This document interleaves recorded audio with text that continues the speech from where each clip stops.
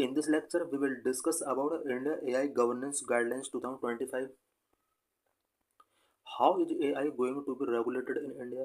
India में artificial intelligence को किस तरह से रेगुलेट किया जाता है?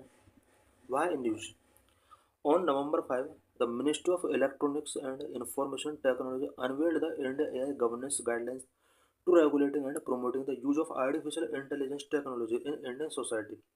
इंडियन सोसाइटी में आर्टिफिशियल इंटेलिजेंस को रेगुलेट करने के लिए प्रमोट करने के लिए नवंबर 5 को ministry of electronics and information technology के द्वारा Indian AI governance guidelines release की गई हैं. The guidelines one of the many step the government is taking to regulate AI. Government of India artificial intelligence को रेगुलेट करने के लिए many step taking कर रही है. उसी में से एक स्टेप ये गाइडलाइन है. AI Impaired Summit 2026 will be hosted by India in New Delhi.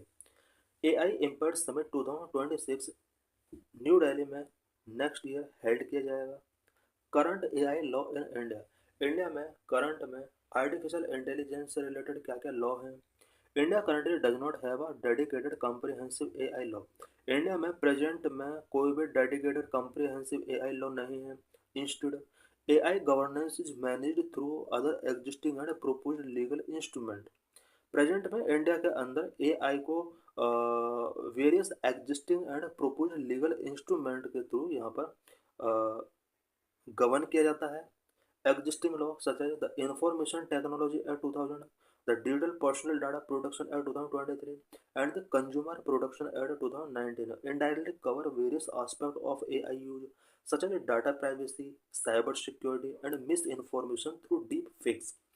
Present में आर्टिफिशियल इंटेलिजेंट के यूज से related various aspect such as data privacy, cyber security and misinformation through deep fake से related issues को deal करने के लिए यहाँ पर कुछ existing law such as information technology act 2000, digital personal data protection act 2023 and consumer protection act के अंदर वेरियस प्रोविजंस किए गए हैं.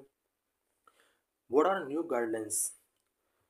Ministry of Information and Technology recently unveiled the Indian AI Governance Guideline 2025, which provide a framework for safe, trustworthy, and responsible AI adoption.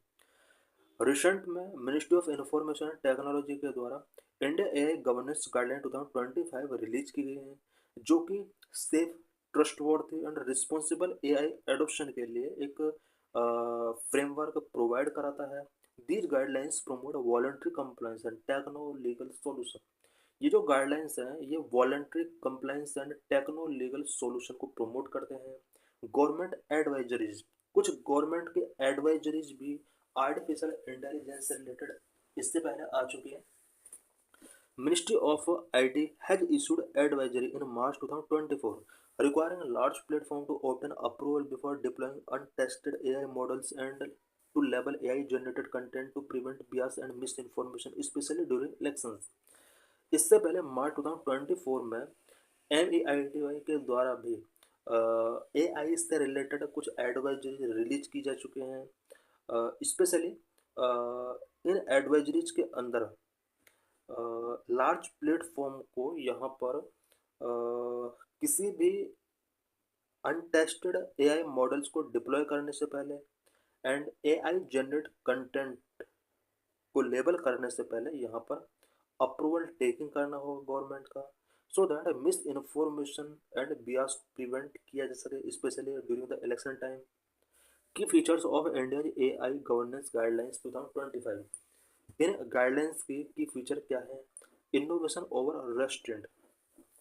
यहाँ पर innovation पर focus किया गया है.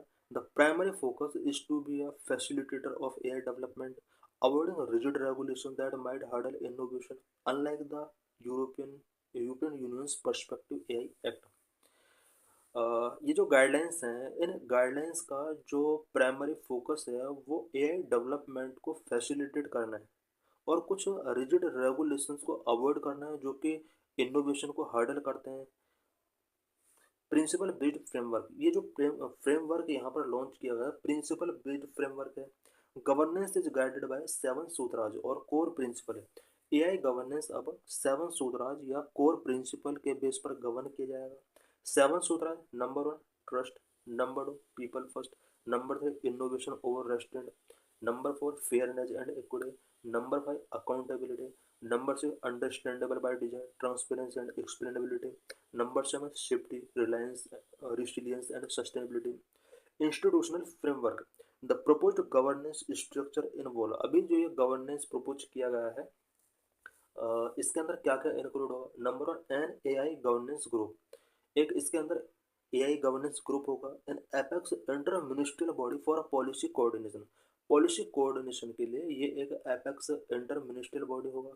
Number 2 a technology and policy expert committee to provide domain expertise, domain expertise provide करने के लिए technology and policy expert committee होगी। Number 3 an A I safety institute to focus on technical safety risk research and setting standard, technical safety risk research and setting standard के लिए specially focus करने के लिए यहाँ पर एक ए सेफ्टी इंस्टीट्यूट होगा। स्पेसिफिक सेक्टर स्पेसिफिक रेगुलेशन पर भी यहाँ पर फोकस किया गया।